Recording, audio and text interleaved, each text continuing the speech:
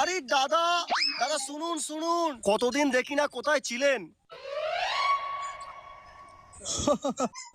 আমি তো আমেরিকা ছিলাম, ওখানে ইংলিশে পিএইচডি করছিলাম। আরে দাদা কি বলছেন, আমেরিকায় গিয়েছিলেন তা আবার ইংলিশের উপর পিএইচডি করতে? তাহলে তো অনেক ইংলিশ জানে। আচ্ছা আচ্ছা দাদা, আপনার গার্লফ্রেন্ডের নামটা জানি কি? রিয়া। রিয়া, অনেক ভালো নাম। তাহলে বলুন তো, রিয়া মারা গেছে, এটার ইংলিশ কি হবে? ধর রিয়া, ইংলিশ তো রিয়া হয়, আর মারা গেছে ইংলিশ হচ্ছে ডাই। ওকে একটু সমান সমান কি আসলো, ডাই রিয়া।